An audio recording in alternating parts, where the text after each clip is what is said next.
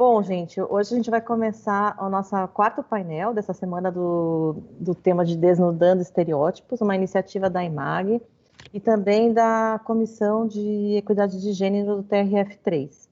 É um evento que foi coordenado pela doutora Terezinha Caserta, doutora Inês Virgínia, juíza federal Márcia Hoffmann e eu. Pensamos em todos esses painéis com muito carinho para vocês. E hoje a gente vai desnudar, ou pelo menos tentar desnudar mais um estereótipo. Ou vários, né? Quem sabe? E vamos falar, aí a gente chamou hoje a doutora Cláudia para falar sobre os novos 50 anos, quais são as nossas escolhas para viver a maturidade. Quem vai me acompanhar hoje aqui com a doutora Cláudia é o doutor Fernão Pompeu de Camargo, que é juiz federal no Juizado Especial de Campinas, facilitador em processos circulares do método K-Pranes pela Escola de Servidores da Direção do Foro de São Paulo. Quer dar um oizinho? Fernão? Uma alegria, viu, Renata? Estou muito feliz de poder participar com você, com a Cláudia. Queria parabenizar a organização do evento, em especial toda a equipe da EMAG, doutora Terezinha Caserta, doutora Inês Virgínia e a nossa amada amiga Márcia Hoffmann. Muito obrigado. Ok. Eu vou pedir então para que todo mundo que for entrando aqui na sala do Teams pode ir colocando o seu nome completo no chat, onde tem esse balãozinho, né? Para quem não sabe onde tem esse balãozinho, como se fosse de história em quadrinho, clica lá e coloca seu nome. É por lá também que vocês podem fazer suas perguntas. Podem fazer as perguntas durante a palestra, não vai atrapalhar, que o pessoal da organização já vai separando as perguntas para a gente depois lançar para a doutora Cláudia, tá? Peço encarecidamente que todo mundo mantenha suas câmeras e seus microfones desligados. Desligados. Por quê? Primeiro, porque atrapalha quem está falando, e segundo, porque diminui a velocidade da conexão, diminui a qualidade da imagem de quem está falando. Então, é importante que todos os microfones e câmeras fiquem desligados, e a participação de vocês está garantida pelo chat, tanto do Teams, como também agora pelo nosso canal do YouTube da EMAG, tá?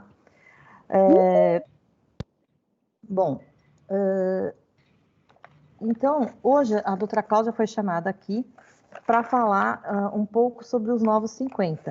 E aí, a partir do momento que ela começar a falar, vocês vão entender o porquê que ela foi escolhida para esse tema.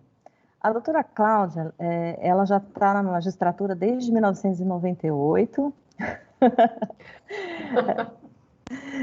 formada pela Faculdade de Direito do Largo São Francisco, e atualmente ela é juíza federal da 7ª turma recursal de São Paulo. A gente até colocou no folder também, desde há 2 anos, mais ou menos, ela vai contar para vocês, ela criou um perfil no Instagram que se chama @cool50s, que tem quase 30 mil seguidores atualmente, 29.300, segundo eu olhei hoje de manhã. E ela, desde o começo do ano também, ela está escrevendo uma coluna na Vogue para falar sobre esse tema tão importante. Bom, então eu vou passar a palavra para a doutora Cláudia, fique à vontade para contar para a gente como que foi que começou tudo isso, e aí a gente vai depois desenvolvendo e fazendo novas perguntas. Obrigada, Cláudia. Bom, em primeiro lugar, que delícia estar aqui com vocês. Eu só tenho a agradecer. Queria agradecer toda a organização DEMAG, que eles foram gentilíssimos, a Dayana, a Marisa, o Adilson. Queria agradecer também a doutora Renata, o doutor Fernão, a doutora Márcia Hoffmann, a doutora Terezinha Caserta por esse convite, que me surpreendeu, por um lado, porque eu acreditava que dentro da magistratura falar dos 50 anos, até então era um tema completamente novo, porque nós temos a sorte de estar numa carreira onde a idade é valorizada. Então, eu acredito que dentro da magistratura, falar de 50 anos nunca foi um tema relevante, e a sorte nossa que não existe uma idade limite para que nós saiamos, muito pelo contrário. Meninos, eu vou tirar o fone, vou pedir licença, porque eu não estou ouvindo. Vocês estão me ouvindo agora? Vocês estão me ouvindo? Perfeito. Então, vamos lá. Eu coloquei um fone antigo. Bom, a live como ela é. Em primeiro lugar, eu estou na magistratura há 22 anos, desde 1998.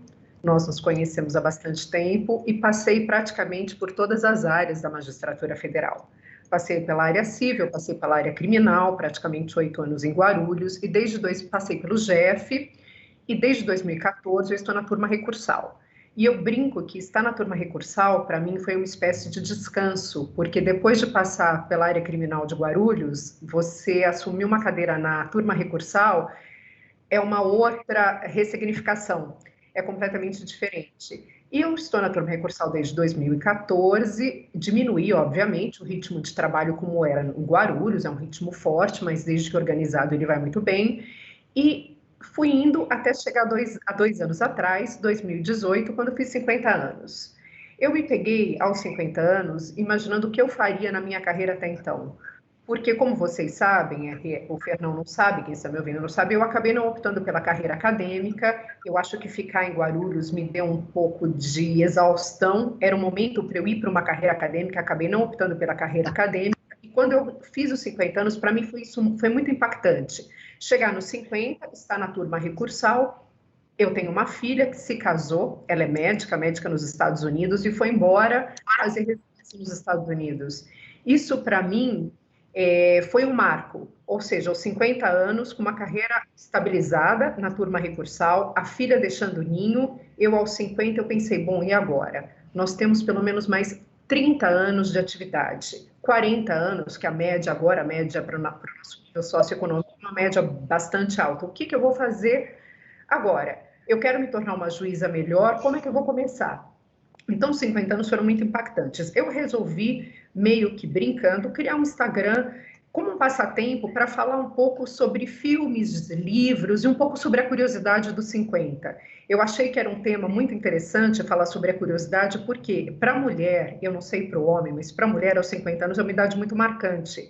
É uma idade onde, teoricamente, você deixa a sua fase reprodutiva, entra na perimenopausa e, pela cultura, é uma idade onde a mulher é meio deixada de lado, culturalmente falando.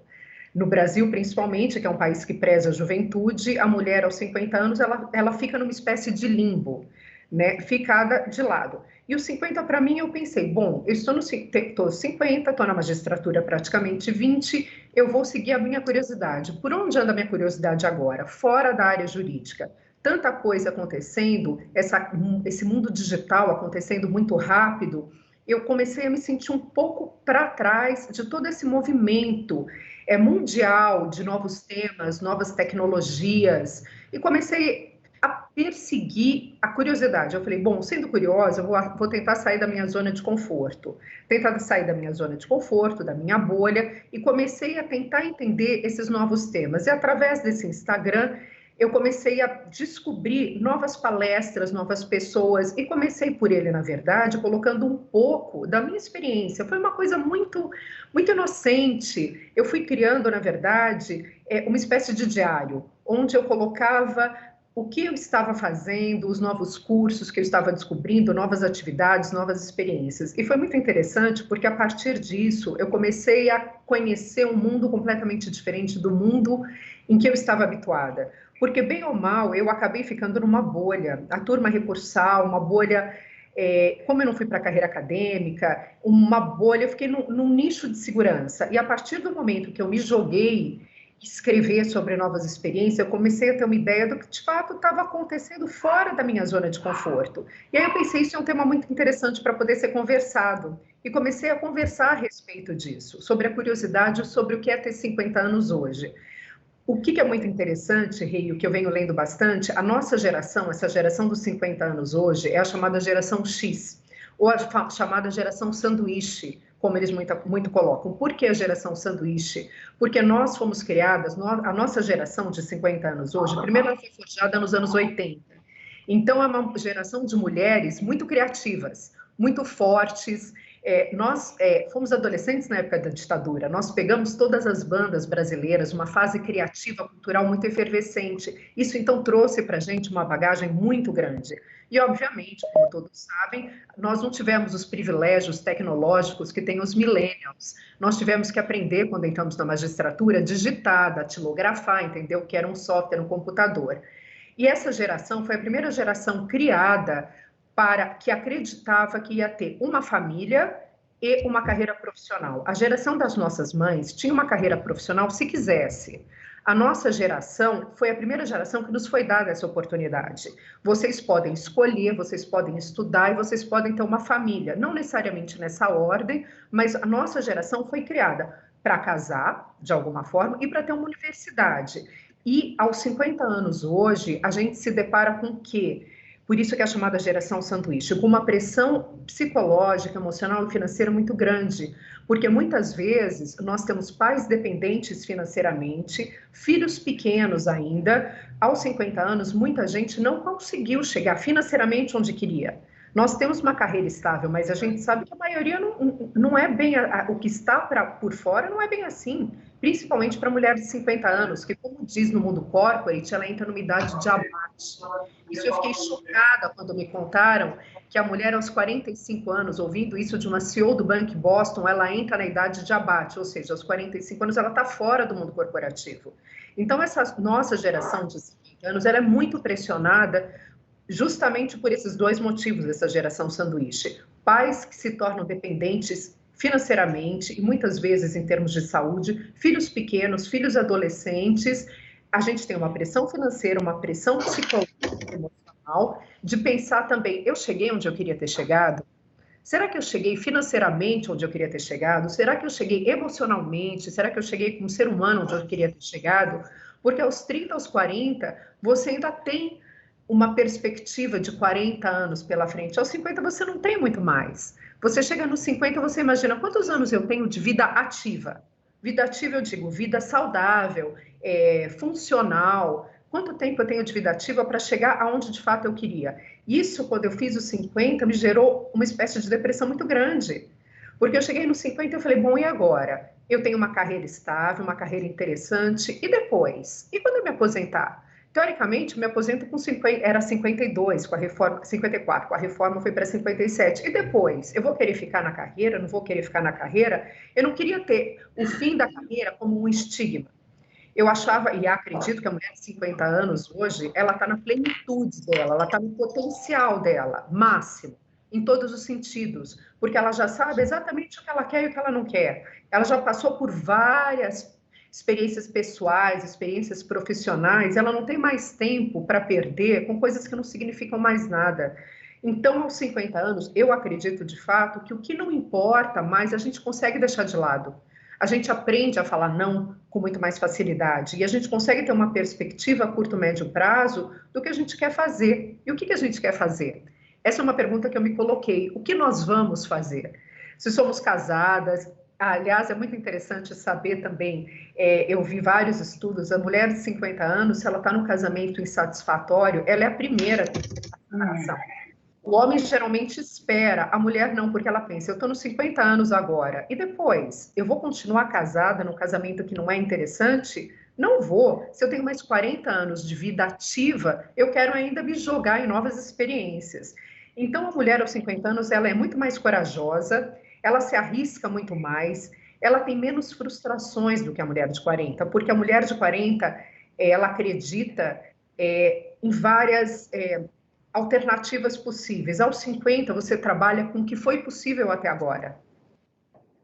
O bom é inimigo do ótimo. Então, o que foi bom para ter feito até agora?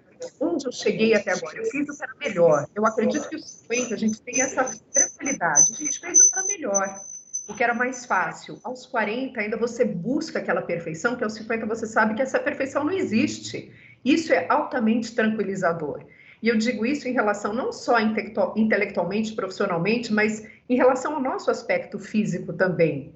É muito interessante que no Instagram eu acabo trocando ideias com mulheres de todos os espectros, raças, cores, idades, e tem aquelas que sabem envelhecer bem e as que têm muitas questões em relação ao físico. Que chegam aos 50, gente, chega aos 50, é óbvio, você vai olhar para o espelho, a sua imagem não é a mesma dos 40. Aquele treino físico que você faz exaustivamente, aos 50 já não faz mais efeito. O teu metabolismo mudou, a tua energia mudou. Isso é químico, isso é mágico, isso faz parte da história da mulher. E o que eu acho interessante, você conseguir chegar aos 50 e ter um repertório. Eu conheci uma mulher muito interessante, muito inovadora, e ela me falou uma coisa muito interessante também. Ela falou, o que é bacana aos 50? Isso vale para uma mulher e vale para um homem. Ela tem um repertório interessante. Muito mais do que ter um aspecto físico, muito mais dela estar magra, de estar bacana, bonita. O que torna a mulher interessante é o repertório. O que é o repertório? Toda a bagagem que ela trouxe com ela. E aos 50, eu acho que é isso que nos torna vivas. Um repertório cultural, um repertório emocional, conversas interessantes, rodas interessantes, expandir o nosso universo. Eu, aos 50, meu universo era um pouco limitado. E aquilo me incomodava, porque eu pensava, eu acho que eu estou me tornando uma pessoa engessada. E eu não quero ser uma pessoa engessada. Eu quero ter pontos de vistas controvertidos. Eu quero que debatam comigo sobre esses meus pontos de vistas engessados.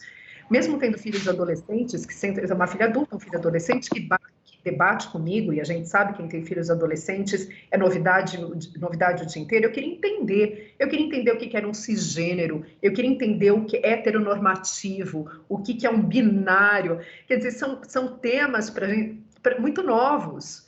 E eu pensei, eu quero chegar aos 50 entendendo o que está se passando. E aí eu comecei a tentar abrir um pouco esse ponto de vista. E eu acho que isso faz parte do nosso repertório. Sair um pouco dessa caixinha que eles nos colocam, e digo eles nos colocam, a sociedade nos coloca. 50 anos é uma mulher datada. O homem não. O homem aos 50, ele está no auge, ele está pleno, ele está lindo, ele está maravilhoso. E por que a mulher de 50 é colocada numa caixinha como mulher datada? Claro que isso historicamente tem a ver com a menopausa. A mulher termina a idade reprodutiva, ela tinha que ficar cuidando dos netos. Opa, está em 2020. Nenhuma mulher raramente cuida dos netos e só aos 50 anos. E se cuida, tudo bem. Aos 50 a gente tem toda uma tecnologia maravilhosa para ajudar o nosso corpo a funcionar. Então, essa ideia de que mulher de 50 está datada e está na data de abate é totalmente ultrapassada. E eu acredito não é um achismo, como diz o meu filho, ele fala, você tem que parar com os achismos. Eu venho lendo que tem um movimento que é chamado Ageless, que essas mulheres de 50 hoje em dia, que justamente foram as mulheres que foram criadas nos anos 80 e tem uma força enorme, as geração X e as baby boomers, né, que são as mulheres nascidas antes de 1964, que também fazem parte desse movimento. Nós temos o poder financeiro na mão. Isso é muito interessante. Tem estudos, principalmente nos Estados Unidos, eles já estão muito mais adiantados nisso, em que a população feminina acima dos 50 é muito maior do que a população infantil. E essa população tem o domínio econômico na mão, ou seja, é a mulher de 50 quem decide qual o plano de saúde que a família vai adotar, qual o carro que vai ser comprado, ela que decide quais são os aparelhos eletrônicos que vão ser comprados. Aliás, uma coisa muito interessante, os maiores consumidores de aparelhos Apple nos Estados Unidos são 60+. E é muito interessante. Por quê? Porque quem tem dinheiro de fato para comprar um iPad bacana, um iMac bacana, um aparelho mais moderno. E as propagandas insistem em colocar uma menina, um menino de 20 anos. E não é. A grande maioria dos consumidores Apple nos Estados Unidos são 60+. Esse mercado consumidor da mulher de 50 é uma potência gigantesca. E o marketing ainda não entendeu. Por isso, eles colocam ainda creme anti-idade, creme de rugas, uma mulher de 25, uma mulher de 30 anos, que ela não tem condição de comprar aquilo. Eu acho muito interessante trazer isso, por quê? Porque nós somos uma potência em todos os sentidos, economicamente falando, culturalmente falando,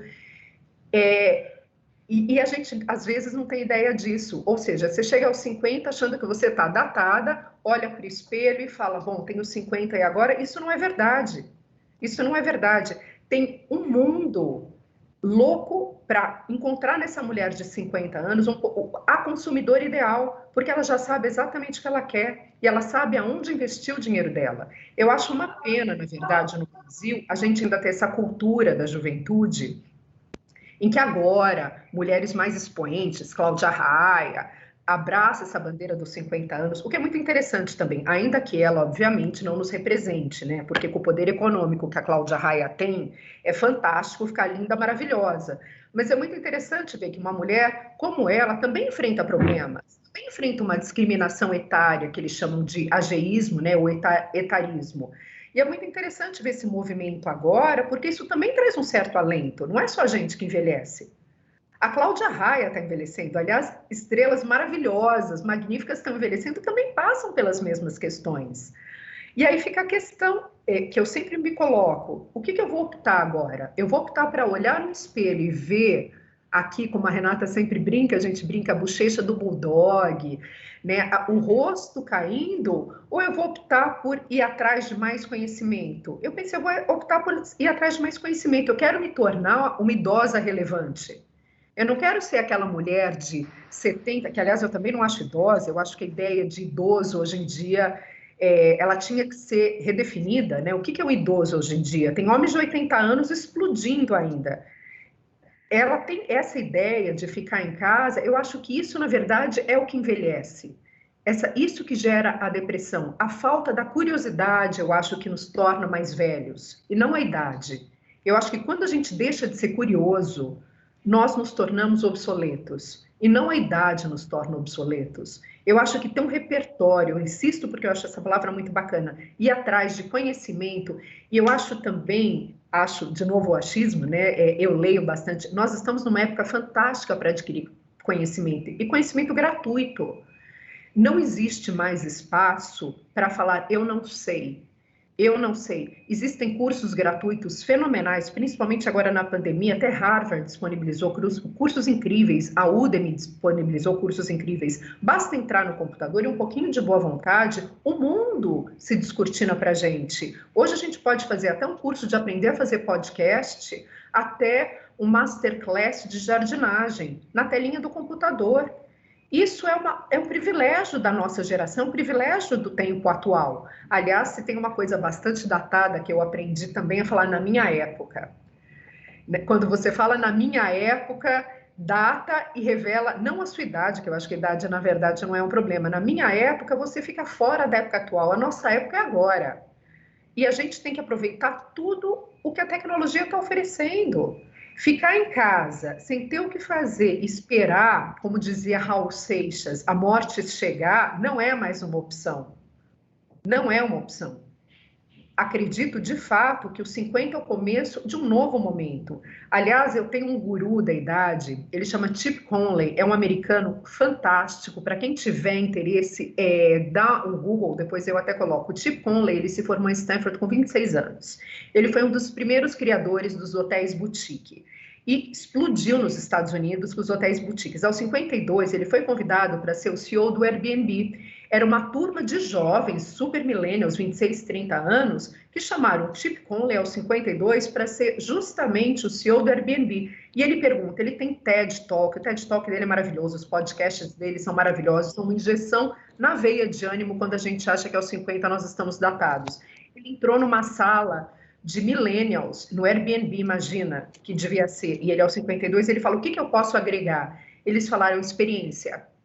Conhecimento, informação o Google oferece.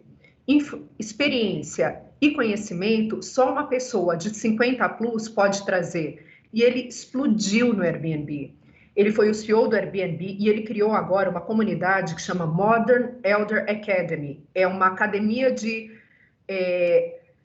idosos, né, pessoas mais velhas no México, onde ele faz, obviamente, caríssimo, mas é maravilhoso seguir todo o pensamento dele, onde ele traz a experiência dele e os professores dessa academia dos 50 plus. E quando ele fala sobre a idade no podcast, no YouTube, TED Talk, Chip Conley, C-H-I-P Conley, ele é a pessoa mais inspiradora para falar sobre idade. Se eu estiver terminando, vocês me contam que aí eu só termino, porque é muito interessante. Ele tem um pai que tem 85 anos e ele levou o pai dele para fazer scuba diving, mergulho, quando o pai tinha 85 anos. E o pai falou, mas você tem certeza? Você tem 85 anos. O pai dele falou, eu vou viver até mais 10. Eu vou viver até os 95. Se eu não experimentar tudo nesses 10 anos, eu vou morrer sem ter tido essas experiências maravilhosas. Então, eu acho isso fantástico. A gente sabe que com saúde, com condições financeiras, com boa vontade, a gente vai viver pelo menos até os 90, ou seja, nós temos mais 40 anos. Como eu quero viver esses 40 anos? Eu quero viver plena. Se o meu corpo for funcional, por isso que eu trabalho bastante o exercício, acho que é uma coisa que a gente diversifica, não faz mais exercício para ficar sarada, mas para ficar forte e andar, porque é inevitável, né? As nossas juntas são diferentes. E a mulher tem uma coisa muito cruel, que a mulher tem a menopausa, né? Os estrogênios no pé, a gente tem alterações de humor horrorosas, e o estrogênio, a baixa de estrogênio coloca gordura onde antes a gente não tinha. A mulher adquire uma barriga tal da menobele que ela também não tinha. O tempo é cruel quando se fala de hormônios para a mulher, mas a gente tem possibilidades, meio cultura para buscar como diminuir esses efeitos da menopausa e trazer isso como um plus. Quantos anos mais eu vou querer viver? Eu quero viver mais 40, eu quero viver mais 50, plena e mergulhando como pai de Chip Conley. Eu morro de medo, eu sou super claustrofóbica, mas se eu tiver a possibilidade financeira, eu quero aos 85, sim, tá fazendo um mergulho no México ou qualquer outro lugar em Fernando de Noronha. E se eu puder depois dar dicas, existem autores maravilhosos que falam sobre a idade. No Brasil ainda é um mercado muito incipiente. A Miriam Goldberg, ela fala bastante, ela é muito ativista nesse sentido. E para quem quiser, o Instagram agora explodiu nesse tema de menopausa, para mulheres que quiserem se informar. Tem desde mulheres que falam de experiências pessoais até outras que trazem conhecimento técnico. Os americanos falam muito sobre os 50 anos. E uma coisa interessante também, tem um estudo de Dartmouth, que é a Universidade da Carolina, que fala que a nossa vida, em termos de felicidade, é uma curva de U. Nós começamos muito felizes, entre os 37, o pico, o Fernão está no pico, eu não sei se isso te pega, 47 anos, diz que no U é a depressão mais baixa do U, que os questionamentos vêm à tona, todos os questionamentos relativos, como eu falei, financeiros, emocionais, e depois dos 47 é o U ascendente. E dos 50 plus, você está no topo do U. É quando você começa a se sentir mais pleno e mais feliz, porque as expectativas são mais baixas, são menores. Aquilo que eu falei no começo, você sabe que você chegou da melhor forma que você podia, e eles desmistificam uma pesquisa muito interessante, depois eu posso compartilhar também, é a teoria do U. Eu devia ter trazido aqui, eu tenho uma pilha de livros que fala sobre isso. E eles desmistificam que os 60 e os 70 anos as pessoas são infelizes. Não são. São quando elas se tornam mais felizes e mais tranquilas, depois dos 50. Então, quando falo isso para as mulheres, se olharem no espelho e falarem, e agora, lembrem da teoria do U. E eu acho que compete a cada um de nós chegar na curva ascendente do U, pensando daqui para cima. Eu vou fazer o que o mundo oferece.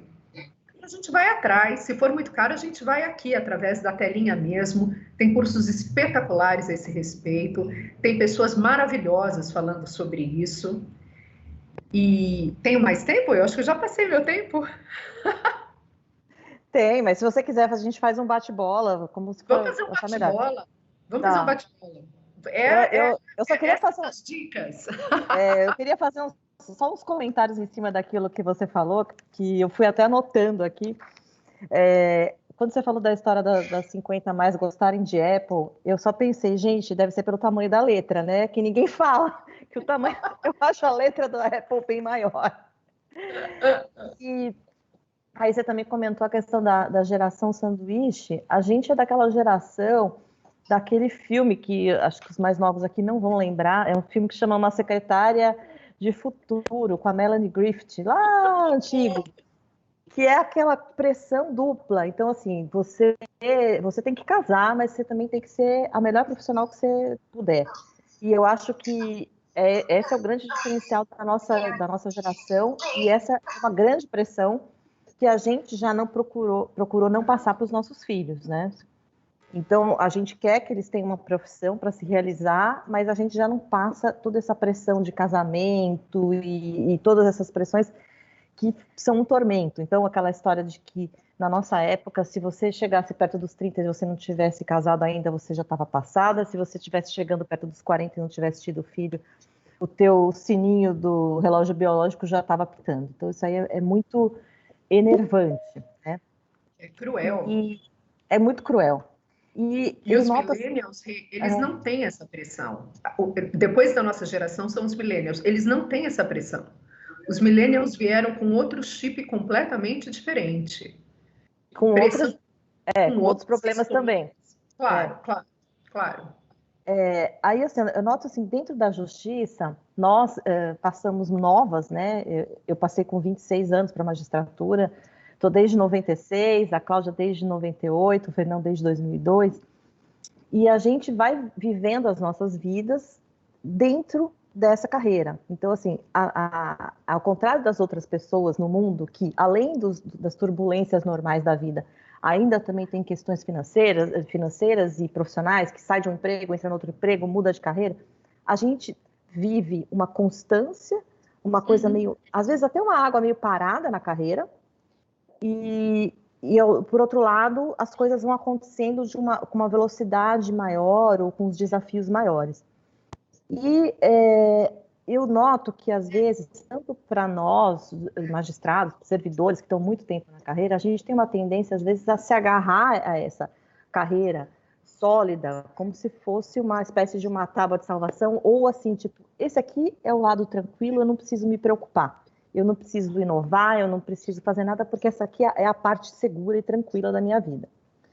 E aí eu queria, assim, só fazer uma homenagem a uma servidora minha que eu admiro muito, que é a Beth, que faz audiência lá na quarta vara desde o tempo do Guaraná com rolha.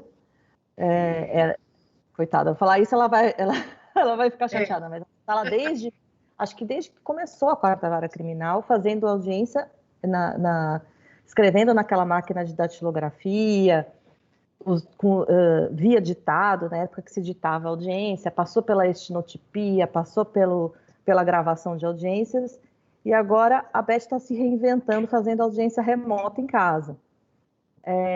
Então, o que eu ia te perguntar, vou chegar numa pergunta, é o seguinte, existe, mesmo nós, são duas perguntas, na verdade, a primeira seria, mesmo nós que temos essa carreira sólida, que tende, às vezes, a ficar meio parada, a gente também tem que dar uma chacoalhada na carreira, ou o fato de manter essa carreira como uma pedra intocada é bom?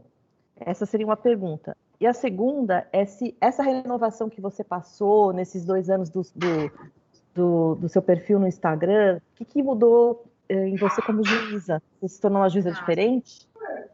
Eu vou começar pela última pergunta. Me tornou uma juíza infinitamente melhor.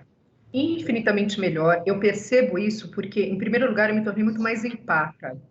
Porque eu comecei a interagir com pessoas completamente diferentes do que a gente costuma interagir. Uma coisa é você ter as partes, né? Por exemplo, na turma recursal, as partes, que a gente tem muito pouco contato com as partes, tem as sustentações orais, enfim. E outra coisa é você ver que existem mulheres. Tem uma mulher que me segue, ela conversa comigo, ela é do interior do Ceará. E ela conta os problemas dela do interior do Ceará, como uma mulher de 40, 45 anos. Tem uma do interior do Maranhão. Então, eu comecei a me conectar remotamente com mulheres do Brasil inteiro e contando seus problemas, porque elas se abrem, é uma coisa muito interessante. E eu saí um pouco desse papel de juíza que fica assistindo o que se passa sem ter não que a gente não tenha empatia, a gente tem uma empatia, mas o risco que eu estava correndo na carreira é ficar muito dura. E eu estava com medo de ficar uma juíza muito dura. Porque, obviamente, que tem vezes que o trabalho ele é repetitivo, são os mesmos temas, no criminal um pouco menos, mas na turma recursal. E eu estava com medo de me tornar uma mulher dura. Tanto é que tinham casos complexos, difíceis, e aquilo, quando eu percebi que aquilo não estava mais me tocando, eu falei, opa, eu preciso dar um passo atrás e entender o que está acontecendo. E justamente esse movimento me tornou uma juíza muito menos engessada de raciocínio. Eu fui atrás, eu fui buscar questões que às vezes eu deixava passar, eu fui tentar entender perfis de mulheres completamente diferentes do meu círculo, do nosso círculo. Porque a justiça, na verdade, é o que você falou, nós estamos protegidas pela estabilidade nós estamos protegidas também, porque a gente fica num papel, na justiça, nós ficamos num papel não de protagonismo, mas escutando, mas a gente não vai até a página 2. Nós julgamos e é diferente. Agora, eu acredito, tanto é que as minhas funcionárias da turma recursal, elas reclamam que eu fico mudando de posicionamento o tempo inteiro, principalmente quando se trata de neoplasia mamária. Ela, mas doutora, a senhora não dava. Quando via que ela podia trabalhar, eu falei, mudei meu posicionamento, porque eu comecei a ver, de fato, o que se passa. Nós moramos em São Paulo, nós somos privilegiados, nós temos acesso ao Sírio, ao Oswaldo Cruz, ou talvez outros hospitais. Nós somos 0,0001% da população. E através desse movimento, eu comecei a enxergar, claro, ainda confesso, da bolha, né, do computador, o que de fato passa. Isso me tirou um pouco aquela armadura, sabe? E eu achei que foi um movimento muito interessante para a minha carreira. Eu me despi da minha armadura e comecei a ter uma empatia um pouco maior por esses casos que chegavam. Eu não sei se minhas funcionárias estão me assistindo, mas elas reclamam que eu mudo de posicionamento, que eu me tornei uma juíza muito mais... A senhora agora mudou de posicionamento? Eu falei, sim, agora eu estou entendendo, né? A empatia, eu acho que desenvolveu um pouco mais. Eu achei isso... Desculpa. Muito interessante esse movimento. E um movimento que, às vezes, ao longo da carreira, depois de 25 anos, é difícil você amolecer. Às vezes, você se torna mais dura, porque você já viu aquilo antes, você já viu aquele cenário antes. E aí, indo para a primeira pergunta que você me fez, eu acredito que dá para se reinventar, sim, dentro da própria carreira, fora da própria carreira e dentro da própria carreira, por que não? Você aprender a fazer audiência remota. A pessoa não se vestir do não sei. Eu tenho uma amiga que ela fala que o não sei é a melhor forma de proteção de você ficar na sua zona de conforto. Você veste a capa do não sei e você não ousa fazer mais nada. E você tem que tirar essa capa do não sei, mesmo na carreira também. Porque você se joga, as pessoas não se jogam porque elas têm medo da repressão ou têm medo de falhar. E na magistratura, a gente tem medo de falhar. A gente fica numa posição de privilégio, eu brinco que a gente falha, mas a gente falha no papel. E a gente tem o tribunal para corrigir. Não digo falhar, mas você pode ter uma decisão reformada. E a gente não ousa fazer uma audiência remota e cair o link. Acontece. Acontece. Nós somos seres humanos. Eu fiz agora, na pandemia, nós tivemos uma sustentação oral com 19 advogados. Durou 5 horas. Aconteceu de tudo durante essa sustentação oral, de tudo. E você tem que ter esse jogo de cintura para aprender a lidar com isso. Agora, se a carreira... o que eu acho também muito triste é ver pessoas, funcionários, juízes, definhando na carreira porque acredita que é só aquilo, que o mundo acabou quando eles se aposentam. Não, não é. Você pode ter essa carreira, se reinventar dentro da própria carreira, a gente tem cursos, ou então projetar o que você vai fazer fora dela. Não é? Nós temos essa possibilidade e nós temos a vantagem, como você falou, da estabilidade. Meninos, eu tenho uma amiga que ela brinca, a pandemia é o incêndio, a economia são os escombros. A gente ainda está apagando, começando a apagar o incêndio. A gente não tem ideia dos escombros que vão vir. E nós temos o privilégio de estar aí dentro e a gente tem que usar esse privilégio a nosso favor, tanto financeiro quanto estabilidade, para procurar coisas para nos acrescentar. E não se vestir da capa do não sei. Eu acho que isso não é mais possível em 2020. Adorei essa capa do não sei, muito boa. É muito confortável, né? É confortável, não sei. Vai aprender. Vamos passar a palavra para o Fernão para fazer suas considerações, perguntas, o que você quiser falar, Fernão. Muito obrigado, Rê. Fico muito feliz de poder estar participando e testemunhando o entusiasmo com que a nossa querida Cláudia vem adentrando, né, nessa nova fase dos 50. Eu conheci a Cláudia logo que eu entrei no concurso em 2002 e desde então eu venho sendo um seguidor da Cláudia. Então, eu sou um dos primeiros seguidores. Agora, sabendo que esse trabalho que ela vem desenvolvendo atraiu 30 mil seguidores para que possa ser trocado experiências a respeito desse tema. Eu fico feliz de ter sido um dos primeiros, viu, Cláudia? Porque a nossa amizade, ela foi construída em bases sólidas, né? A gente tem muitos momentos felizes juntos e sempre conversando a respeito dos estereótipos, sempre buscando olhar para os estereótipos de uma forma transformadora, sempre procurando trazer um novo olhar para dentro da nossa instituição. E então eu chegar depois de 18 anos, chegar aqui nesse evento e perceber que nós estamos colhendo frutos, isso é muito muito gratificante. Eu gostaria de trazer uma pergunta, Cláudia, para acrescentar, né, no debate.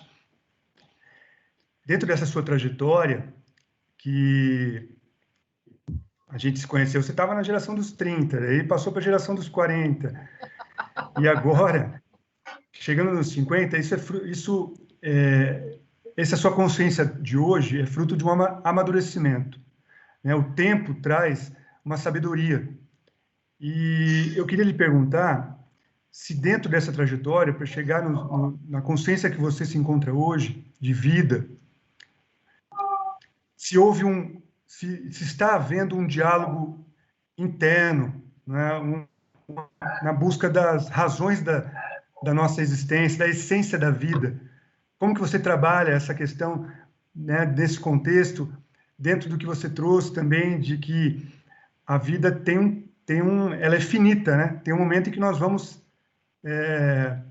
partir para outras dimensões. Então, você tem como acrescentar, você pode acrescentar algo em relação a esse diálogo existencial que acontece dentro de nós com a nossa essência. Claro, claro.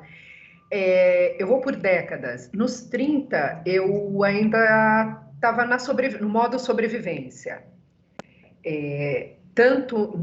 Foi uma fase que eu estava em Guarulhos, eu falo que foi uma fase de extrema experiência. Me arrependo profundamente de não ter escrito um livro na época, porque para mim aquilo foi um marco. E eu acho que aquela experiência em Guarulhos me forjou em todos os sentidos.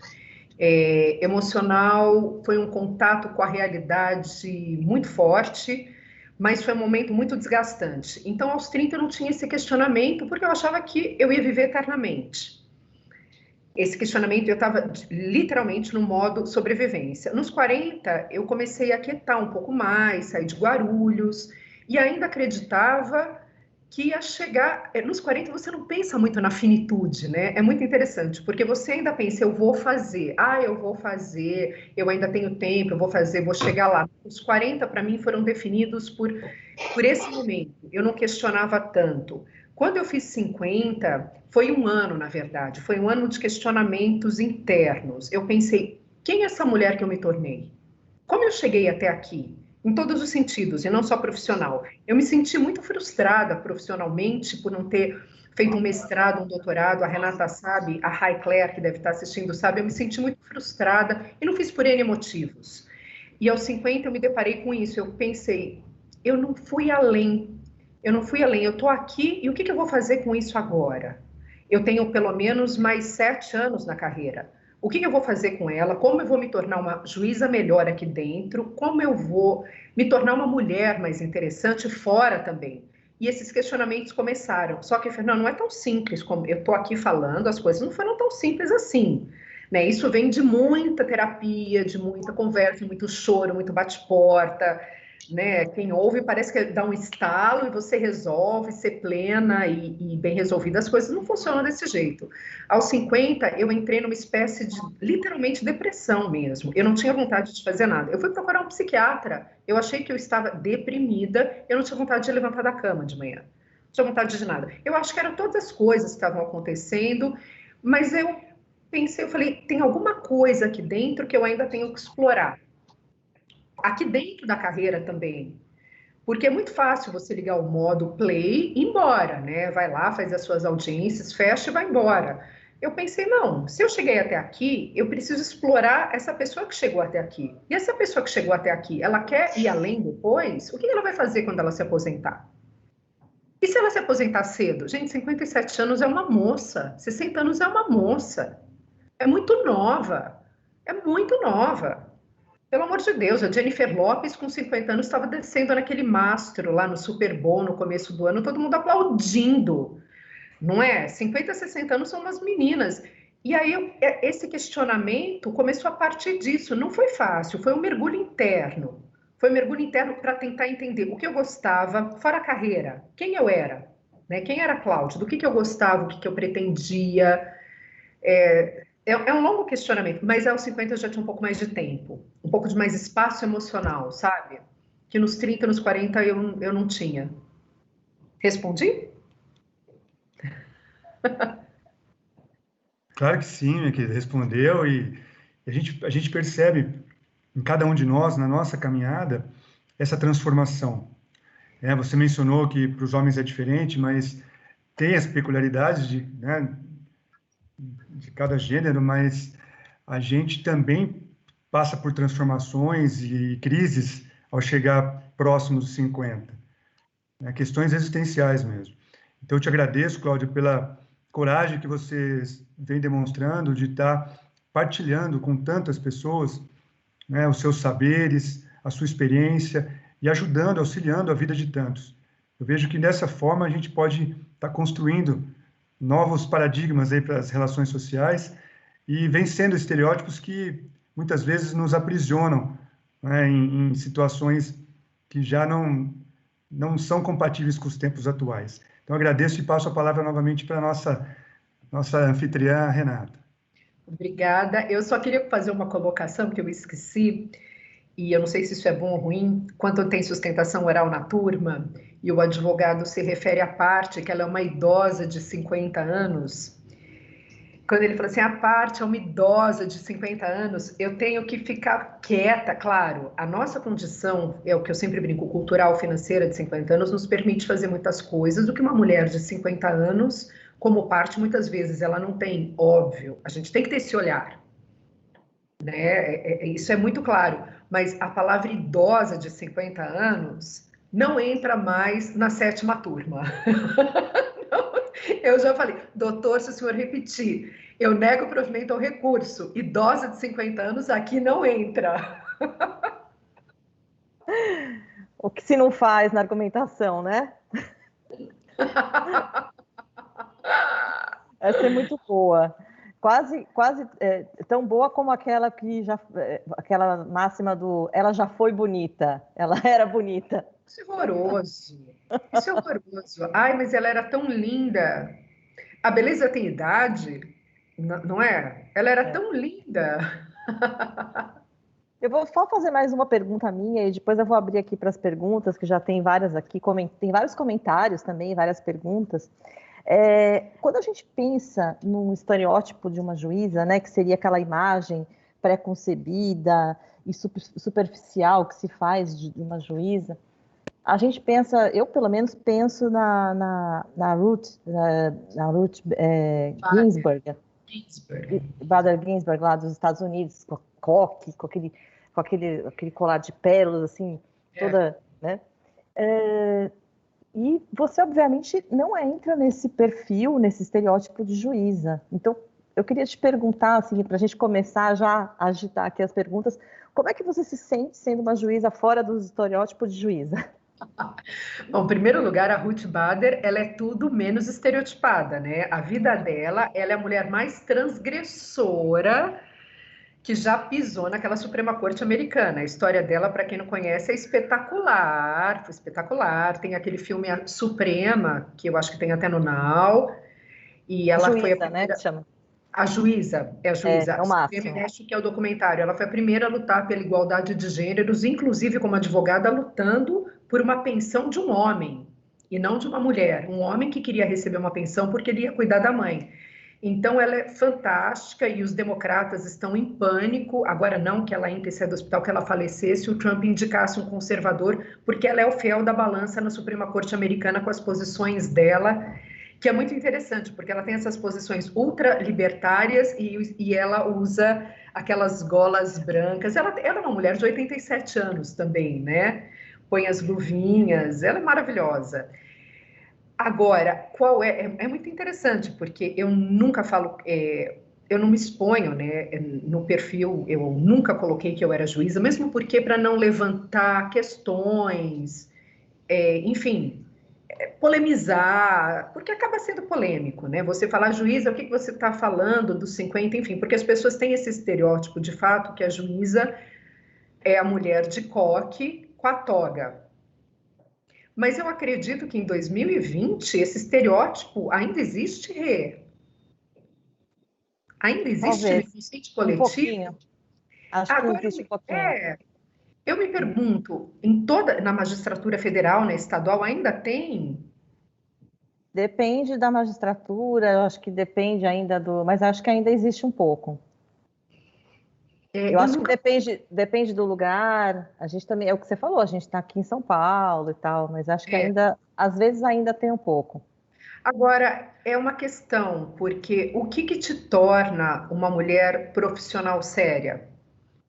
Né? É o fato de você estar, óbvio, eu acho, a gente sempre conversou sobre isso desde o início da carreira, a forma de se vestir, isso, obviamente, reflete uma seriedade, mas isso não é só na magistratura. Se você for ver no mundo corporativo, uma CEO, uma diretora de banco, ela também não vai de minissaia, ela também não vai de decote.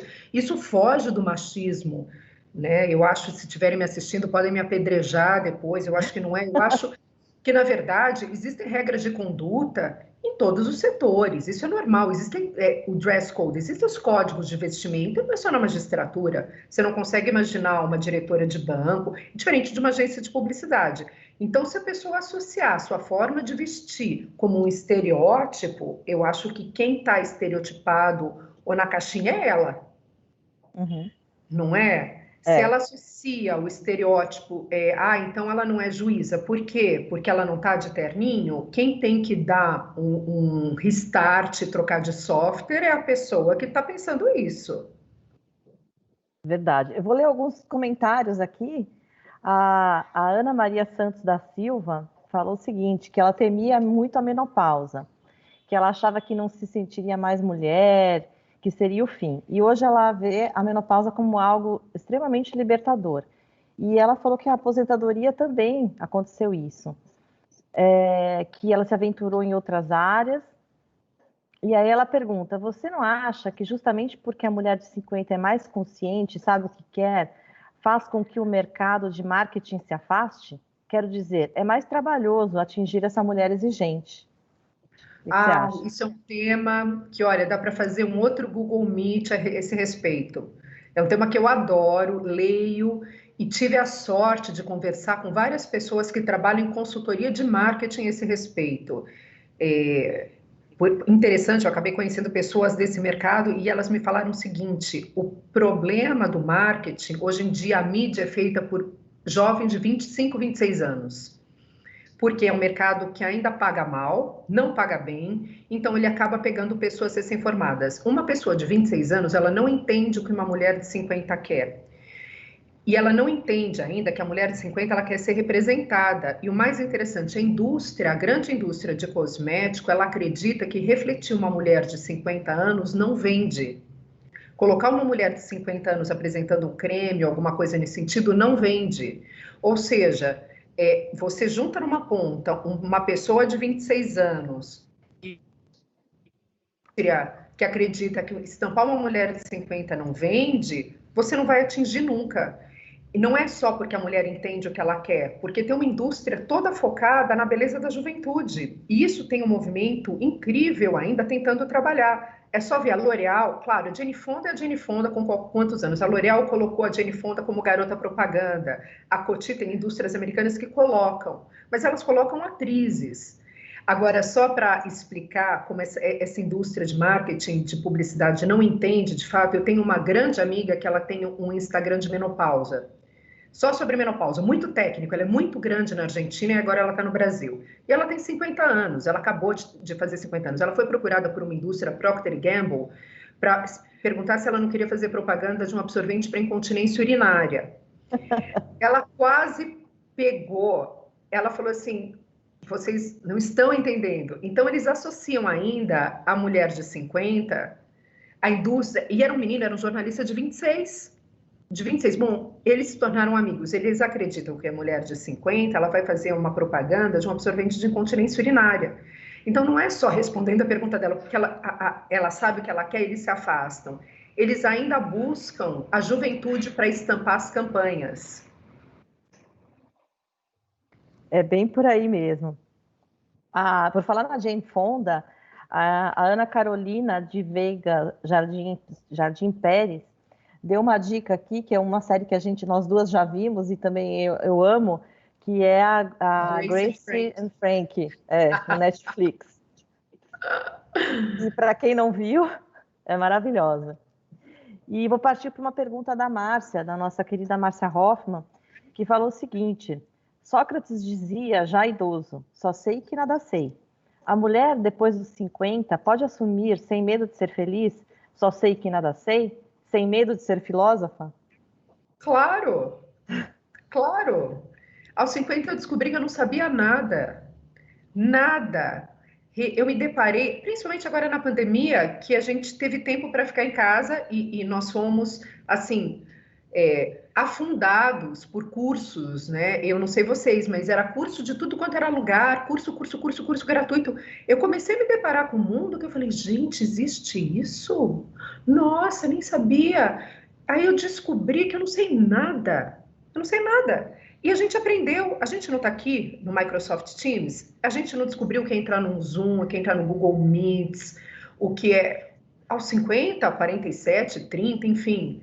E é uma delícia assumir que você não sabe. É tão libertador.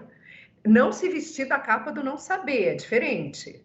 Né? Quando eu falo não sei, não vou fazer, é uma questão engessada. Agora falar eu não sei. Ok, vou aprender. Ótimo. A Keila Lemos Hackney, acho que é assim que eu leio o sobrenome dela, ela perguntou assim: como vocês veem os haters a respeito das mulheres que não poderem fazer isso ou aquilo por serem mais velhas? Lembrei dos comentários ferinos sobre uma publicação de foto da Madonna recentemente. Eu vou pedir para os dois responderem, então. Essa publicação da Madonna rendeu horrores e a Madonna tem uma resposta maravilhosa que ela deu há 2 anos atrás, quando ela foi receber um prêmio no Billboard Awards. E a Madonna falou o seguinte, ela falou, eu estou na mídia desde 1983. Ela falou, se eu tenho 60, ela está com 62 anos, por que eu não posso estar no palco? Ninguém chegou para Picasso aos 80 anos e falou que ele não podia pintar mais. Ninguém falou para Steven Spielberg aos 70 que ele também não ia ser mais cineasta. Ou seja, se eu tenho 60, todo mundo me pergunta quando eu vou parar. Eu sempre, isso parafraseando a Madonna, né? Ela fez esse discurso, ela falou, as pessoas odeiam as mulheres envelhecendo aos olhos da mídia. E todo mundo me pergunta quando eu vou parar. Ela falou, eu sempre apareci mostrando meu corpo, e por que aos 60 eu não vou aparecer? A Madonna lida muito bem, ela é uma transgressora nata desde os anos 80, né? E só para encerrar essa pergunta, como ela lida? Ela lida sendo a Madonna. E para quem não conhece, a Brené Brown, que é a minha guru da vulnerabilidade, eu dou a dica de todos os livros, o documentário da Brené Brown no Netflix para ler, ver, rever, e o TED também, o TED Talks dela é impressionante, eu acho que para nós da magistratura é muito interessante, e ela fala o seguinte, se você está me criticando de longe, sem vir para a arena e dar sua cara para bater, eu não estou interessada no seu feedback. Então, é uma frase para a gente colocar como um mantra. É muito fácil ficar de fora jogando pedra. Venha para a arena, se exponha, aí você vai dar o seu feedback. E a Madonna usa isso como ninguém, né? Verdade. Fernão, quer falar alguma coisa? Eu estou encantado aqui com os debates, também com as perguntas do chat, com as manifestações de todos os participantes. Fico muito feliz. Eu passo para vocês que acho que o conteúdo está fluindo muito bem. Tá, também tem uma pergunta aqui da Luísa, nossa querida Luíse. Eu vi. Filgueiras. Eu vi aqui no WhatsApp. Ela falou assim, pergunta para a doutora Cláudia, como participar e desfrutar bem das redes sociais? Lembrando que as redes sociais nos levam a nos fechar nos círculos que compartilham os mesmos interesses e ideias, como desfrutar da liberdade e dos conhecimentos do mundo virtual nos oferece, sem cair na armadilha da bolha virtual? Lu, eu acho que você tem que escolher, quando você fala rede social, se você fala Instagram ou Facebook, eu, por exemplo, eu escolho quem eu sigo. Eu vou atrás de informação. Eu quero informação. Eu acabei usando o Instagram como meio para me informar. E pessoas que trazem informação seletiva. Eu acho isso muito importante. Você selecionar do que você se alimenta. Você vai selecionar daquilo que te gera um desconforto, uma ansiedade. Você tem a opção de não seguir. E eu acredito que você entrando em perfis muito interessantes, aquilo te gera uma vontade de ter mais conhecimento. Pelo menos eu usei isso para mim. Por exemplo, eu dou uma dica. Eu adoro seguir o Bill Gates e a Melinda Gates. Eu acho eles além desse mundo que eles fazem com os bilhões que eles têm. E ele sempre posta, por exemplo, os 10 livros que ele está lendo. Ele sempre posta o que ele está fazendo.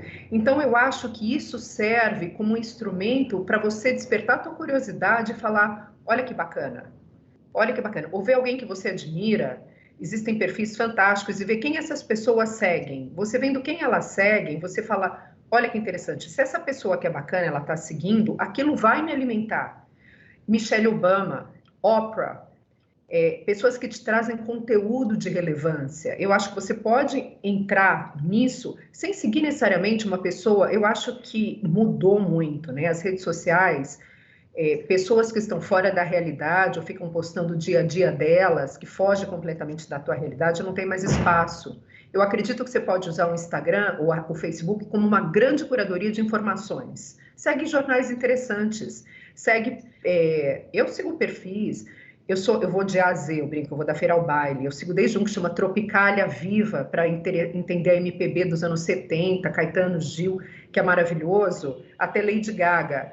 E para você se conectar com o que de fato passa, seleciona. E aí o Instagram tem um algoritmo muito bacana, ele entende mais ou menos o teu perfil, ele vai te sugerindo outros perfis. E não só o Instagram, eu acho que a gente pode selecionar informação de conteúdo em todos os lugares e se afastar daquilo que não te alimenta. Não sei se eu respondi. Acho que sim. Eu precisaria perguntar para a Luísa, mas acredito que sim. Você é uma pessoa que lê muito e eu te acompanho há muitos anos, eu sei o quanto você é uma leitora voraz e você sempre me deu ótimas dicas de livros. E tem muitos livros que você que entendem muito a alma do feminino. Uma escritora que você me indicou, eu adoro, é a Isabel Allende. Adoro. Vários livros dela a gente já leu. E eu queria te perguntar o seguinte: você conseguiria dizer quais são os seus 5 livros de cabeceira, assim, desse aspecto da alma, do feminino, assim, os livros para você indicar para o pessoal? Bom, tem vários. Tem que ser bem espontâneo, mas pode falar. Tem um que é uma Bíblia complexa, para quem gostar de leitura complexa, Mulheres que Correm com os Lobos, da Clarice Píncola Estes, daquela psicanalista, mas aquilo é para ficar uma Bíblia e você lendo devagarzinho e sabe, e colocar, anotar. Não é um livro para você ler todos os dias, você tem que estar inspirada, mas ela faz um apanhado da alma feminina como ninguém. Eu recebi uma dica uma vez, antes de entrar na magistratura, do Dr. Ives Gandara, eu nunca esqueço, ele era pai de um grande amigo meu. Ele falava que era bom a gente ter na nossa cabeceira 5 livros, um de cada tema. Para sempre se aprofundar, você cansou de um, para você não parar de ler, você vai para o segundo. Aí você vai para o terceiro, mas um de cada tema, para você entender um pouco o que se passa no mundo. E eu tento fazer mais ou menos isso. Então eu tenho dela, o Isabel Allende sempre, que é a minha escritora favorita, e ela entende, e ela traz uma visão muito interessante. Naquele livro que eu já falei, eu sempre falo, sabe, A Soma dos Dias, ela é uma autobiografia e você se vê como uma pessoa normal, porque ela conta da família Coxa de Retalhos dela, e é mágico. Isabel Allende eu acho fantástico, A Soma dos Dias, a Clarissa Pinkola Estes com Mulheres que Correm com os Lobos, os da Brené Brown. Os da Brené Brown não falam tanto da alma feminina, mas eles falam sobre a coragem de ser imperfeito. isso é muito interessante nos dias de hoje, que a gente tem essa pressão por performance o tempo inteiro, que é muito complicado. Talvez na nossa idade a gente vai desacelerando, mas a Brené Brown traz esse olhar sobre a performance, como a gente se torna vulnerável de uma forma que a vulnerabilidade é coragem. Eu indicaria A Coragem de Ser Imperfeito, da Brené Brown, que é impressionante. Nossa, a da Melinda Gates, lembrei, o da Melinda Gates. Agora eu não lembro o título em português. Eu tenho aqui, eu já vou anotar. A Melinda Gates fala uma coisa muito interessante. Aí já vai um pouco além da... É o único livro que ela lançou, vai um pouco além da alma feminina. Ela fala que ela faz aquele trabalho da filantropia na África. Ela fala que dar poder às mulheres é você levantar uma sociedade. Então ela conta da experiência dela e do Bill Gates, da fundação deles na África, que como comunidades muito, muito, muito pobres, quando você dá poder, cultura e instrução para essas mulheres, é a única forma de você criar redes de apoio feminino e levantar a comunidade. Não existe cultura, não existe enriquecimento sem você trazer cultura. Eu não gosto dessa palavra, empoderamento, mas é uma palavra que define. Você dá poder a essas mulheres. É só, se quiser, depois eu dou a dica, é da Melinda Gates, é o único. E tem mais um que é o livro divertido, que é da Ruth Manos, é assim, Mulheres Não São Chatas, Elas Estão Cansadas. Eu acho esse obrigatório para todo mundo ler, porque ela desmistifica essa história da mulher ser uma chata histérica. As mulheres, ok, a gente pode ser chata histérica muitas vezes, mas nós estamos cansadas. Eu colocaria na ordem assim, começa com o da Ruth Manos, que você lê em 2, 3 dias, vai para o da Melinda Gates, depois o da Isabel Allende, qualquer um dela, que vale. Os antigos, os novos eu não gosto muito. E o da Mulheres que Correm com os Lobos. Se eu lembrar mais alguns, depois a gente faz um chat.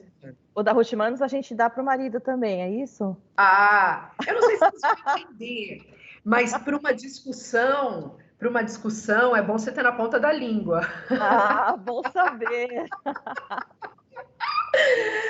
Eles não vão entender, mas aí você sabe argumentar muito bem. Você joga o mantra. Eu não sou chata, eu só estou cansada, entendeu? A Luísa falou que foi respondido sim. Ela também ama a Brené Brown. E ela, inclusive, me deu esse livro. Ela adora esse livro, eu sou testemunha, porque ela me deu de presente A Coragem de Ser Imperfeito. Ela me deu esse livro de presente. A Vera Arantes, nossa colega, também ela falou o seguinte, lembrando de uma música maravilhosa do Henri Salvador, que no alto dos anos 80 diz que pensava que estava no final da aventura, mas meu coração sussurra para mim, há muitos sonhos para viver novamente. Perfeito. E os seus filmes preferidos? Calma, fala seus filmes preferidos. Já que a gente está na pandemia e está vindo um fim de semana aí. Olha, vou falar de uma série. Pode, série, filme. O documentário. Documentário. Eu sei que tem tudo isso no seu perfil do Instagram, tem essas dicas todas maravilhosas. Mas aproveitando aqui o debate pronto, aquilo que te chama mais atenção. Documentário, bom, da Brené Brown, que eu acho sensacional, adoro. Vou falar os da Netflix, tá? Que eu acho interessante a gente colocar. Da Nina Simone. Eu gosto de documentários de mulheres fortes. Tem um muito interessante que chama Feministas, o que elas estavam pensando. Eu acredito que ainda está na Netflix. E para a gente desmistificar essa ideia de que feminismo é horroroso, é muito bacana que ele conta a história, Jane Fonda, obviamente, no meio, nos anos 70, quem eram essas mulheres que quebraram os paradigmas de que mulheres tinham que ficar em casa ou serem professoras ou secretárias. Não, obviamente, desqualificando essas questões, mas chama feministas. O que elas estavam pensando. É um documentário muito bacana. O documentário da Nina Simone também é muito bacana. A da Brené Brown é muito bacana. Tem um filme lindo de morrer que chama Nossas Noites, no Netflix, que é com o Robert Redford e a Jane Fonda, que é maravilhoso. Ele fala já de uma idade mais avançada, mas quando duas pessoas beirando os 80, resolvem sair das suas solidões e se juntarem, independente de amor ou não. É um filme profundo, delicado, lindo, lindo, lindo. Nossas Noites. Grace and Frank, eu acho que é um ícone. Tem um, Rê, na Netflix. Eu preciso fuçar aqui. Se eu fuçar, eu te dou. Eu vou lembrar do nome, mas é incrível, com duas atrizes, com a Toni Collette, que eu adoro. Chama Inacreditável, tenho quase certeza, eu acho que está no Netflix. É um das melhores séries que eu já vi. É a história de um serial killer, ele não era serial killer, era um estuprador que ele agia nas comunidades, é recente, é do ano passado essa série, ele agia nas comunidades estudantis, e uma menina de 18 anos foi fazer um BO, falando que ela tinha sido estuprada, e no fim ela acabou sendo presa pela legislação americana por falsa comunicação de crime. E precisou acontecer esse crime em outros campos por duas policiais femininas darem crédito a ela e fazerem toda uma busca até prenderem. Chama Inacreditável. Eu tenho quase certeza que a Toni Collette, eu vou te dar. Essa série, para mim, me chamou muito a atenção justamente sobre isso. Né? Quando mulheres apoiam mulheres, quando mulheres ouvem mulheres. Quem está me ouvindo? Eu não sou essas feministas radicais, hein? Não sou. Esses temas femininos me encantam. Eu acho que a comunidade só cresce quando a mulher dá mão para a mulher. Quando a gente para de tentar ver na outra uma competidora. E cada vez mais eu me interesso por esses temas de sororidade, né, que é essa palavra da moda como empoderamento, mas faz todo sentido. Redes de mulheres se apoiando. Eu até li também uma reportagem, não sei, uma crônica do Nizam Guanais falando sobre esse termo do empoderamento, que ele explica por que ele não gosta. Mas eu queria ouvir de você, por que você não gosta do termo do empoderamento? Eu não gostei, eu vou falar na verdade, eu não gostei do termo empoderamento porque ele criou ele foi meio politizado. Né, há 2, 3 anos era meio uma ideologia política partidária falar de empoderamento feminino. E, na verdade, o empoderamento é uma tradução do empowerment, né, que o americano já usa há bastante tempo, que é dar poder às mulheres. E aí ficou uma palavrinha meio desgastada, né, empoderamento, mulheres empoderadas, e teve uma conotação meio ideológica. E eu achei, como sororidade também, eu acho que essas palavras que são muito interessantes, elas acabam tendo uma conotação ideológica e perdem o sentido quando de fato eles têm que ser usados. E eu aprendi também, né, quando a gente fala que a gente aprende bastante, essa palavra feminista, empoderamento, sororidade, eles eram usados com uma conotação ideológica, e a gente sabe que foram muito explorados isso em campanha política. E quando a gente vai ver o sentido real dessas palavras, tirando essa conotação, elas são muito interessantes e fazem muito sentido em 2020. Né? E não é dar poder às mulheres iguais aos homens. Quando a gente fala de feminismo, não é mulher é igual ao homem, não é isso. É você tirar a mulher de uma condição, como diz a Simone de Beauvoir, o segundo sexo, e trazer para ela, com todas as diferenças, que ela tem as diferenças, o acesso. Né? Então, não é que eu não goste, eu acho que ela tem que ser bem colocada. E quando eu não sou feminista, eu só acredito que a mulher tem que ter o mesmo acesso a tudo numa sociedade atual. A Raicler até comentou aqui, eu ia pedir justamente para a Cláudia falar sobre sororidade. Veio boa hora. Eu falo. Essa palavra também foi super desgastada, né? Tem gente que detesta. Sororidade vem de soror, né? Irmã, mulheres apoiando mulheres, que para a gente ainda é uma coisa nova, né? Porque a gente sempre viu, não sei para gerações depois da nossa, a gente sempre via a mulher, eu não sei de onde isso vem, uma mulher como uma competidora, né? Ou ela é mais bonita, ela é mais jovem. O homem não tem isso. A mulher sempre viu. E faço meia culpa, faço parte desse time também, né? Não sou imune a isso. E quando essa palavra começou a nascer, veio de uma geração mais nova, que as mulheres têm que apoiar as mulheres. Se você não apoia a tua rede feminina ao teu redor, você está sozinha. E nós somos mestras em atirar a primeira pedra. Quando a gente vê uma se dando mal, nós somos as primeiras a apontar e falar assim, tá vendo? Também, daquele jeito, com aquele decote. isso é muito da mulher, diminuir a outra. E a sororidade, essa palavra é justamente uma palavra que traz isso. A gente não pode mais fazer isso. Porque a partir do momento que a gente acusa a outra, você pode ser a próxima vítima. A desembargadora Inês Virgínia falou assim, vocês poderiam perguntar por que a Cláudia ressalta que ela não é feminista, já que a postura dela é exatamente a essência de uma mulher feminista? Não, desculpa, eu vou reformular, Inês, eu vou reformular.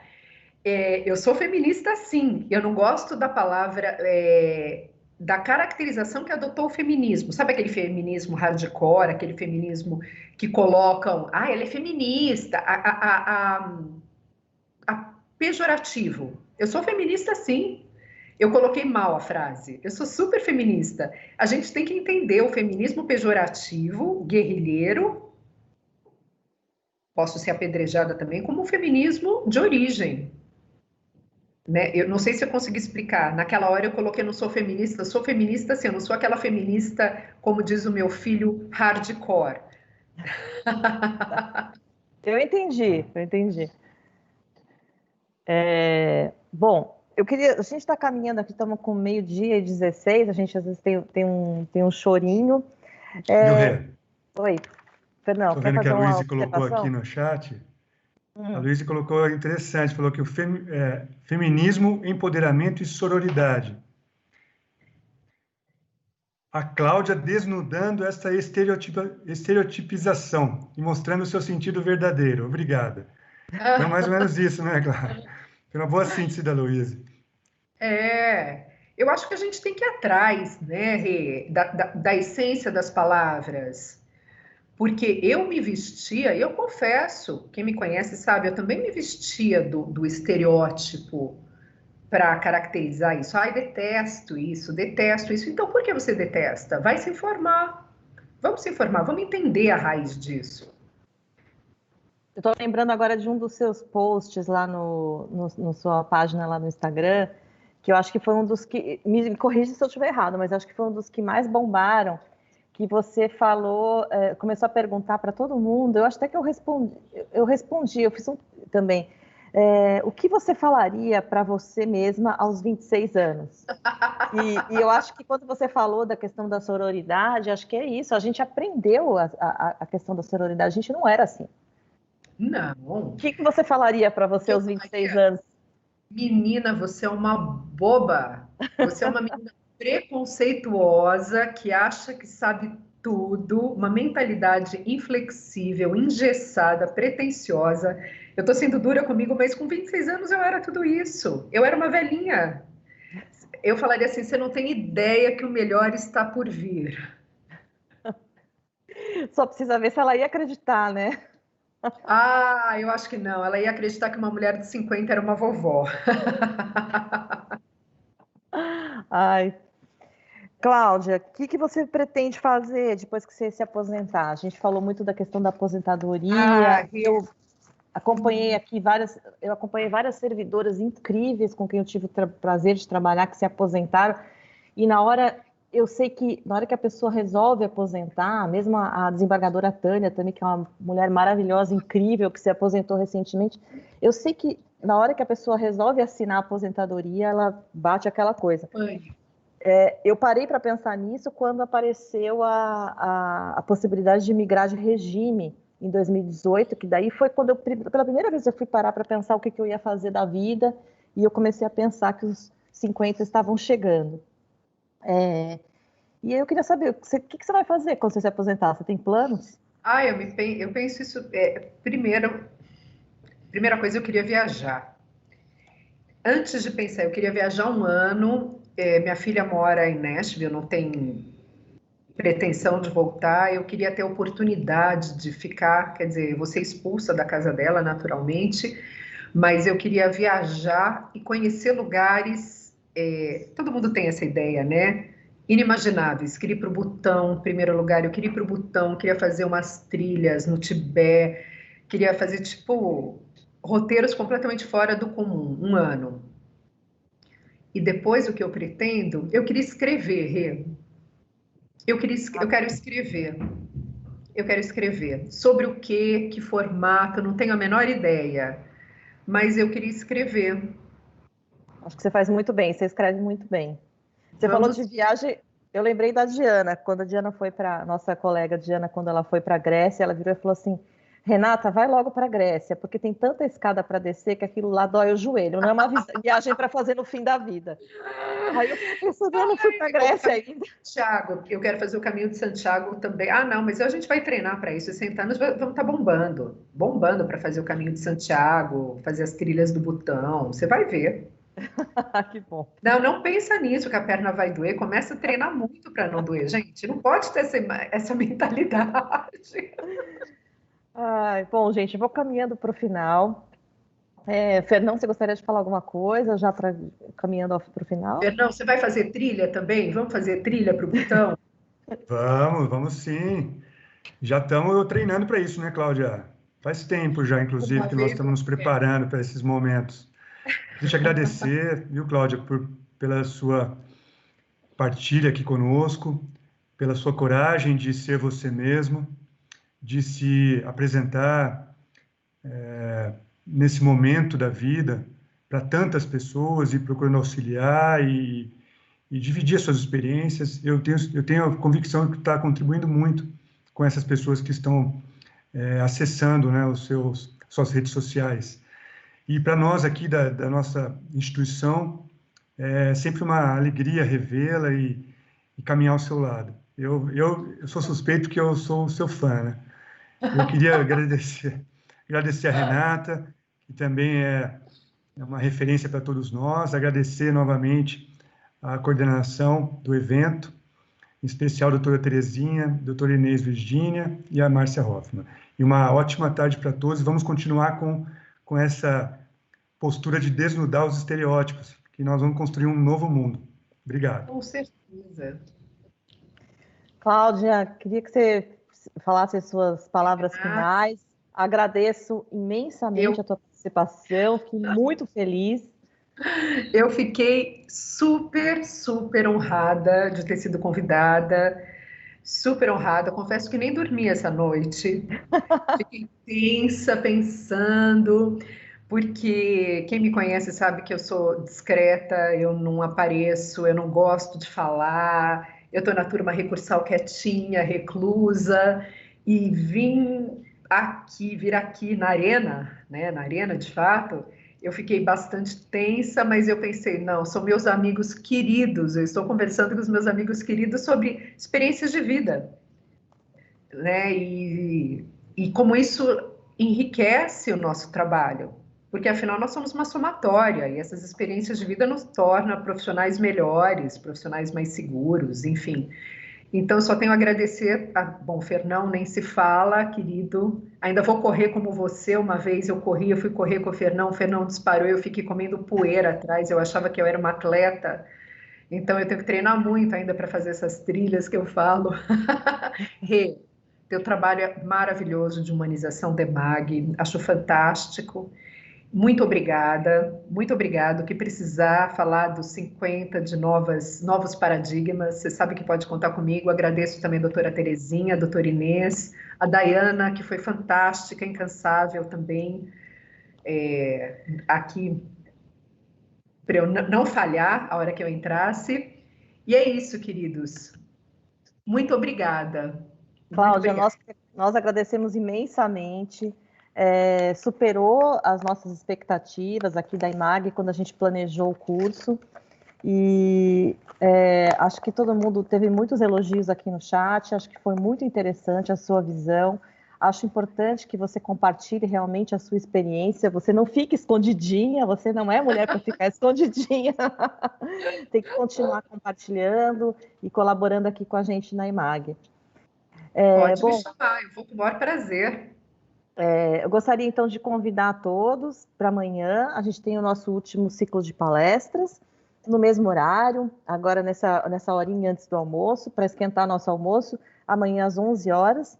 A gente vai ter a Bruna Benevides, pesquisadora de gênero e diversidade, transfeminista, com o tema Mitos e Tabus sobre a Diversidade de Gênero, com a intermediação da desembargadora Inês Virgínia e da juíza Márcia Hoffmann.